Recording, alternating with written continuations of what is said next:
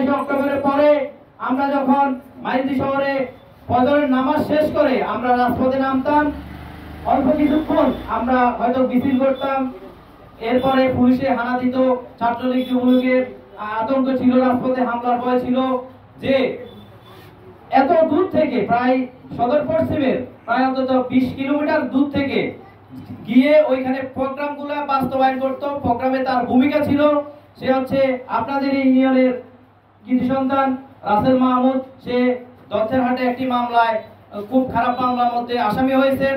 প্রত্যেকটা প্রোগ্রামে তাকে আমরা পেতাম তার সহযোদ্ধা হিসেবে, এবং তার সাথে তার কমিটির ফয়সাল, এরপরে আলী আকবর, তারা এবং রাকিব সহ আরো কয়েকজন আছে। তারা প্রত্যেকটি প্রোগ্রামে মাইজদি শহরের যে কোনো আন্দোলনে তারা সক্রিয় উপস্থিতি ছিল। বাংলাদেশকে সঠিকভাবে গাইডলাইন করার জন্য তারেক রহমান যেই নির্দেশ দিয়েছে, যেই কর্মসূচি দিয়েছে, তার ছাত্রদল, যুবদল, বিএনপি এবং অঙ্গ সংগঠনগুলা রাজপথে পালন করেছে। স্বৈরাচার হাসিনা গত 15টি বছর এদেশকে লুটপাট করে, দুর্নীতি করে, বিভিন্ন রকম অকারেন্স করে, সেনা বিদ্রোহ ঘটিয়ে, বিডিআর বিদ্রোহ ঘটিয়ে দেশকে একটি জাহান্নাম তৈরি করেছে। সেই জাহান্নামে আগুনে তার বাপের গড়া বাংলাদেশ আওয়ামী লীগ ধ্বংস হয়ে গেছে। বাংলাদেশের রাজনীতি থেকে কেউ কিছু করা লাগে নাই, তারা ধ্বংস হয়ে গেছে, বিতাড়িত হয়ে গেছে। আপনারা এতই অপকর্ম করেছেন যে আপনাদের একটা প্রেস রিলিজ দেওয়ার মতো এদেশে আওয়ামী লীগ নাই। আমরা জানতাম আওয়ামী লীগের করুণ পরিণতি হবে। আওয়ামী লীগ যে স্বপ্ন দেখতেছে বিভিন্ন জিনিসের উপর ভর করে আবার রাষ্ট্র ক্ষমতায় ফিরে আসবে, কখনোই এটা সম্ভব হবে না। গত 40 বছরের ইতিহাসে, পৃথিবীর ইতিহাসে কোন স্বৈরাচার পুনরায় নিজ ভূমিতে এসে, ক্ষমতা তো দূরের কথা, নিজ ভূমিতে তাদের জানাজা পর্যন্ত হয় নাই, তাদের কবর হয় নাই। কবর বাংলাদেশে মনে হয় হবে না, কারণ সে এতই নৃশংস ছিল। মাত্র 25 দিন, 26 দিনের আন্দোলনে সে প্রায় 900 মানুষ হত্যা করেছে, ছাত্র হত্যা করেছে, যুব হত্যা করেছে, শ্রমিক, মেহনত মানুষ, দিনমজুর থেকে শুরু করে সকল স্তরের মানুষকে সে হত্যা করেছে। আলেমদের উপরে দেশে নৃশংস বর্বরচিত বিভিন্ন হামলা করেছে। আপনারা দেখছেন বাংলাদেশের কোন আলেম সমাজ, কোন ওলামায়ে একরাম, কোন কেউ শান্তিতে ছিল না। মসজিদের ইমাম থেকে মুয়াজ্জিন থেকে শুরু করে সবার উপরে তারা নৃশংস অত্যাচার চালিয়েছে। বাংলাদেশে বড় বড় আলেমদেরকে জেলে বন্দী করে রেখেছে, অনেকে দেশ থেকে বিতাড়িত করেছে। আমরা বলে দিব, বাংলাদেশ জাতীয়তাবাদী দল 15 বছর আওয়ামী লীগের বিরুদ্ধে রাজনীতি করেছে, ত্যাগ করেছে, তারা আরো ত্যাগ করবে। তারপরেও বাংলাদেশকে একটি উন্নয়নশীল দেশে পরিণত করবে ইনশাআল্লাহ।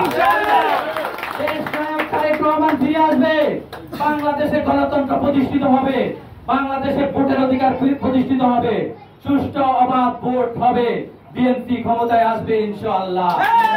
আমরা দীর্ঘ 15 বছর ক্ষমতার জন্য রাস্তায় ছিলাম না, আমরা এদেশের মানুষের জন্য ছিলাম, এদেশের মানুষের মঙ্গলের জন্য ছিলাম। এদেশে যত অপকর্ম ছিল আমাদের মুখ দিয়ে, আমাদের নেতা কর্মীদের মুখ দিয়ে, বিএনপি, যুবদল, ছাত্র দলের মুখ দিয়ে এটির প্রতিবাদ করা হয়েছে।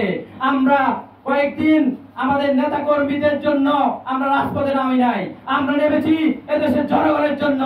তাই আমরা যারা দীর্ঘদিন রাজপথে ছিলাম, ছাত্র দল ছিল, আপনারা জানেন এখন কেন্দ্র থেকে শুরু করে সর্বস্তরের খবর তারেক রহমান রাখে।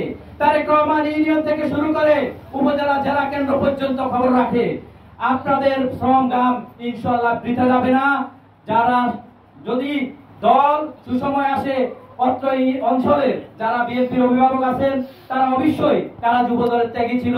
আমি হয়তো ভুলেও যেতে পারি, আমি হয়তো নাও থাকতে পারি, কিন্তু বিএনপি নেতারা ভুলবে না। যারা ত্যাগী ছিল তারা ত্যাগীদের ইনশাআল্লাহ মনে রাখবে, মনে রাখবে, যুবদলকে মনে রাখবে, অন্যান্য সংগঠনকেও মনে রাখবে।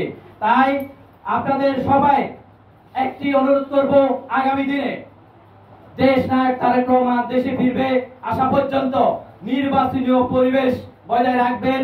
মানুষকে ভালোবাসতে হবে। রাজনীতি মানে লুটপাট নয়। রাজনীতি মানে মানুষের সেবা করতে হবে, মানুষের সাথে সম্পর্ক করতে হবে। আপনার রিজিক মহান আল্লাহ তাআলা দিয়ে দিয়েছে। আপনি চাইলে লুটপাট করে কোটিপতি হয়ে যাবেন, সংগঠন করবেন, দখল করবেন, এসব চলবে না। প্রমাণ করে দিয়েছে, তার বক্তব্য স্পষ্ট বলে দিয়েছে, কোন লুটপাটকারী, কোন দখলদার বিএনপির কর্মী নয়, বিএনপি কেউ নয়। আর কেউ যেন অনুপ্রবেশ করতে না পারে, তাই দেশ নায়ক তারেক রহমান ওনার নির্দেশনায় দিয়ে দিয়েছে, আওয়ামী লীগ পতনের সাথে সাথে বিএনপিতে নতুন করে জায়গা নাই, আরো নতুন করে ঢোকার জায়গা নাই। বিএনপিতে ত্যাগী, বিএনপিতে 100 জন যদি কর্মী থাকে 90 জন ইনশাআল্লাহ ত্যাগী, 90 জনকে মূল্যায়ন করা হবে। কিন্তু নতুন করে কোন হাইব্রিড, কোন সলসুতিবাজ আসি এখন দলে ঢুকবে সেই সুযোগ নাই। আপনারা সবাই আগামী দিনে কাজ করবেন। এই অঞ্চলে আমাদের সদর পশ্চিম অঞ্চল একটি বিশাল অঞ্চল। আপনারা জানেন নোয়াখালী বাইজি শহর পরে এদিকে আমাদের প্রায় 8-9টি ইউনিয়ন আছে। এদিকে যাতায়াত ব্যবস্থা অনেক দুর্গম। তারপরও আমি দেখছি এই অঞ্চলে ছাত্র দল, যুব দল, বিএনপি, হয়তো সবাই নাম বলতে পারতেছি না বিভিন্ন কারণে, অনেকে বলবে যে অনেকের নাম চলে আসছে, তারা অনেক কষ্ট করেছে। যখনই আমরা এই অঞ্চলে আসছি আমাদের সিনিয়র নেতৃবৃন্দদের সাথে, তখনই দেখতাম হাজার হাজার সাধারণ মানুষ এই দলকে ভালোবাসে, এই দলের ছায়াতলে আছে। এইদিকে যতবারে আসছি, যখনই আসছি, সেই 2008-9 সাল থেকে যখন আসতাম, তখন আমি ছাত্র দলের তেমন কোন জায়গায় ছিলাম না। তখন দেখতাম এই উদারহাট বাজার, চরমুটা বাজার, শান্তিহাট বাংলা বাজার, এই অঞ্চলের মানুষ বিএনপির জন্য পাগল, বিএনপির নেতা কর্মীদের খোঁজ খবর নেওয়ার জন্য পাগল। তাই ওনাদেরকে কেউ নতুন করে হাইব্রিড কেউ এসে ত্যাগীদেরকে চাপবে, ত্যাগীদেরকে বিভিন্ন হতাশাগ্রস্ত করবে, সেই সুযোগ ইনশাআল্লাহ আমরা বেঁচে থাকতে দিব না। আমি আমার বক্তব্য শেষ করছি। শহীদ জিয়া অমর হোক, বাংলাদেশ জাতীয়তাবাদী ছাত্র দল জিন্দাবাদ। আসসালামু আলাইকুম।